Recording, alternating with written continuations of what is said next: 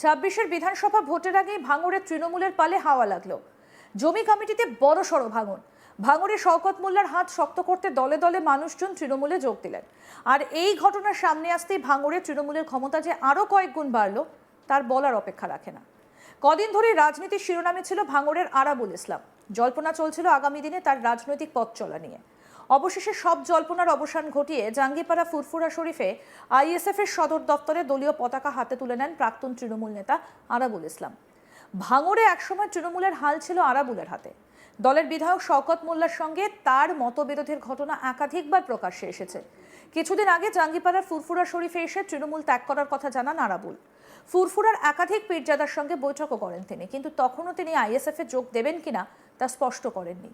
তৃণমূলের তরফে প্রার্থী তালিকা ঘোষণা করতেই সেখানে দেখা যায় ভাঙড় থেকে তৃণমূলের প্রার্থী করা হয়েছে শওকত মোল্লাকে। এরপরে ফুরফুরা শরীফে এসে আইএসএফে যোগ দেন আরাবুল ইসলাম। আর তারপর থেকে আরাবুল ঘনিষ্ঠ তৃণমূল নেতাকর্মীদের দল ছাড়ার প্রবণতা দেখা যাচ্ছে। তবে এবার কিন্তু উলট পুরাণ। ভোটের মুখে ভাঙড়ে জমি জীবিকা, বাস্তুতন্ত্র এবং পরিবেশ রক্ষা কমিটিতে বড়সড় ভাঙনের ঘটনা সামনে এসেছে।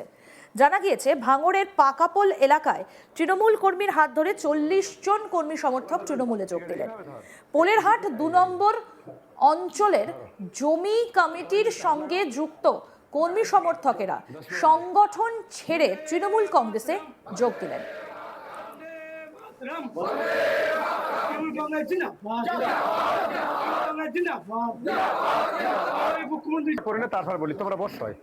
তৃণমূল নেতা খৈরুল ইসলামের নেতৃত্বে পাকাপোল এলাকায় দলীয় কার্যালয়ে আয়োজিত এক অনুষ্ঠানে শওকত মোল্লার উপস্থিতিতে আনুষ্ঠানিকভাবে দলে যোগদান করেন তারা।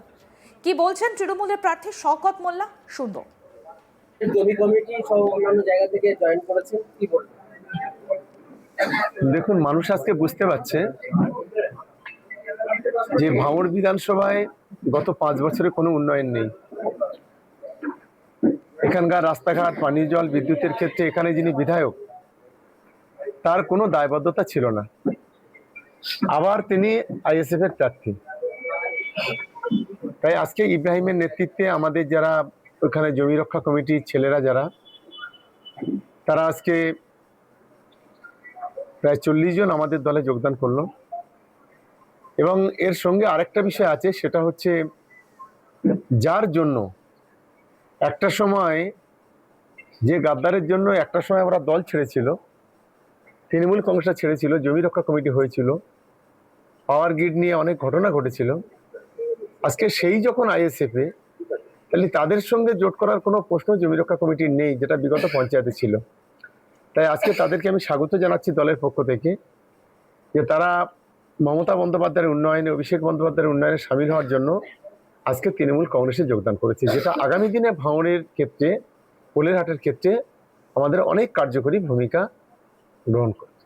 বেশ কিছুদিন আগে জমি কমিটির মুখপাত্র তিনি একটি ফেসবুক লাইভের মাধ্যমে জানিয়েছিলেন যে এই আরাবুল ইসলাম নিয়ে তাদের ক্ষোভের কথা ব্যক্ত করেছেন। আরাবুল ইসলাম দেখুন, আরাবুলের সঙ্গে মূল লড়াই ছিল জমি কমিটির। গত পঞ্চায়েতে আইএসএফ এবং জমি কমিটি একসাথে লড়াই করে এই নওশাদ সিদ্দিকীর পরিকল্পনা তাদের প্ল্যানিং এবং একসাথে পঞ্চায়েত গঠন করে। এবং আমি সবচেয়ে আশ্চর্য হচ্ছে এইটা, যে এই নওশাদ সিদ্দিকী যে নীতি নৈতিকতা আদর্শের কথা বলে, এর নিজের কোনো নীতি নৈতিকতা আদর্শ বলে কিছু নেই। যে নওশাদ সিদ্দিকীর গাড়ি ভাঙলো, যে নওশাদ সিদ্দিকীকে গালাগালি করলো, আব্বাসকে গালাগালি করলো, আব্বাস নওশাদ দীর্ঘ সময় ধরে গালাগালি করলো, আজকে রাতারাতি ওয়াশিং মেশিনের মতো একদম পরিষ্কার করে একেবারে ক্ষমতা দখলের জন্য সেই আমাদের দলের সেই গাদ্দারটাকে দলে নিয়ে নিল। ফলে এখানে আপনারা বুঝতেই পারছেন, ক্ষমতা লোভী যারা, তারা যে কোনো সময় যা কিছু করতে পারে। সবচেয়ে বড় উদাহরণ হলো ভাঙড়ের এই আরাবুলকে আইএসএফ দলে নেওয়ার ঘটনা, সেটাকে প্রমাণ করে। কতদিন যোগদান করতে আসবে? আজকে প্রায় কতজন ইব্রাহিম? 40 জন ওরা আজকে জয়েন করলো। আরো দিনের পর দিন, আরো ইতিমধ্যে আমাদের সঙ্গে ভাঙড়ের প্রচুর মানুষ আছে যারা আমাদের বলছে যে আমরা যার জন্য তৃণমূল ছেড়ে চলে গেছিলাম, মমতা বন্দ্যোপাধ্যায়ের মতো একদম উন্নয়নের নেত্রী ছেড়ে চলে গেছিলাম, সে যখন আজকের আইএসএফে, তাইলে আমাদের আইএসএফ করার কোনো যুক্তি নেই। তাই আমরাও তৃণমূল কংগ্রেসে যোগদান করব, আমরা তৃণমূল কংগ্রেসটাই করব। এই যোগদানকে কেন্দ্র করে রাজনৈতিক মহলে চাঞ্চল্য তৈরি হয়েছে। ভোটের আগেই ভাঙন বিরোধী শিবিরের জন্য বড় ধাক্কা বলে মনে করছে রাজনৈতিক পর্যবেক্ষকদের একাংশ। একই সঙ্গে আপনাদের জানাই যে গত শুক্রবার ভাঙড়ে শওকত মোল্লা প্রার্থী হতে বিক্ষুব্ধ তৃণমূল কর্মী তৃণমূল ছেড়ে দলে দলে হুমায়ুনের আমজনতা উন্নয়ন পার্টিতে যোগ দেন। বসিরহাট মাওলানাবাগে আমজনতা উন্নয়ন পার্টির একটা যোগদান অনুষ্ঠান ছিল, আর এই অনুষ্ঠানে আমজনতা পার্টির রাজ্য সভাপতি খোয়েব আমিনের হাত ধরে দক্ষিণ 24 পরগনার ভাঙড়ের দাপুটে তৃণমূল নেতা ইব্রাহিম মোল্লা সহ কয়েকশো তৃণমূলের কর্মী সমর্থকদের নিয়ে আমজনতা উন্নয়ন পার্টিতে যোগদান করেন। ভাঙড় 2 ভগবানপুর অঞ্চলের একবারের উপপ্রধান এবং দুবারের প্রধান ছিলেন তিনি এই ভগবানপুর অঞ্চল তৃণমূলের সভাপতিও ছিলেন। দল ছাড়তে তৃণমূলের বিরুদ্ধে ক্ষোভ উগরে দেন। তিনি বলেন, পঞ্চায়েত নির্বাচনের নাম করে অভিষেক ব্যানার্জি রাজ্যের বিভিন্ন জায়গায় র্যালি করেছিল। সেই র্যালিতে বিভিন্ন জায়গায় গিয়ে পঞ্চায়েতের টিকিট বিক্রি করেছেন। 2 লক্ষ টাকা ও 3 লক্ষ টাকা, এমনকি 5 লক্ষ টাকা দিয়ে তিনি টিকিট দিয়েছেন। যারা রাখাল, যারা গরু চড়ায়, যারা কাটমানি তুলতে পারবে, এরকম লোকেদের কাছ থেকে টাকা নিয়ে পঞ্চায়েতে টিকিট দিয়েছেন অভিষেক ব্যানার্জি। তারা এই টাকা দিয়ে টিকিট নেবার ফলে ভাঙড়ে মাফিয়া রাজ শুরু করেছে। কালীঘাটে যে কোটি কোটি টাকা দিয়ে আসতে পারবে, ভাঙড়ে সেই ক্ষমতা থাকবে। তাই আমি কর্মীদের নিয়ে আমজনতা উন্নয়ন পার্টিতে এসেছি। কি বললেন দলত্যাগী তৃণমূল নেতা ইব্রাহিম মোল্লা, শুনবো। প্রথমে আমি এখানে আপনারা যারা মিডিয়া ভাইরা আছেন এবং আমার সঙ্গে যারা এসছেন প্রত্যেককে সালাম এবং প্রণাম জানাই।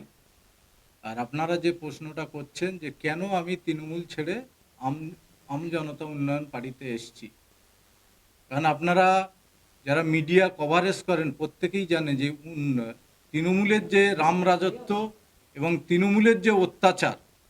কারণ আমার বাবা আগে কংগ্রেস করতো, আমরা কংগ্রেস ঘরানার ছেলে, একদম 98 সাল কি তার আগে থেকেই আমার বাবারা পার্টি করতো। আমি 2006 সাল 7 সালে এই তৃণমূল জয়েন করি, 8 সালে উপপ্রধান হই, তারপরে 2 বার পরপর প্রধান হই, মানে 3 টার্ম পঞ্চায়েতে চালিয়েছি।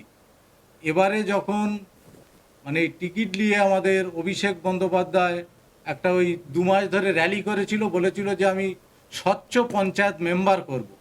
কিন্তু আমরা লাস্টে দেখেছি যে উনি প্রত্যেকটা টিকিট 1 লাখ, 2 লাখ, 3 লাখ, 4 লাখ, 5 লাখ টাকার বিনিময়ে বিক্রি করেছে, যাদের হাত দিয়ে প্রত্যেকটা এমএলএ যারা সভাপতি ছিল প্রত্যেকটা জায়গায় অযোগ্য লোকদের, যারা রাখাল গরু চড়ায় এরকম লোকেদের এনে, যারা কাটমানি তুলতে পারবে, পয়সা তুলতে পারবে, এরকম ছেলেদের এনে বসিয়ে দিয়েছে। আরও আপডেট পেতে দেখতে থাকুন আজ তাক বাংলা। সাবস্ক্রাইব করুন, নোটিফিকেশন পেতে বেল বাটন অপশন প্রেস করুন।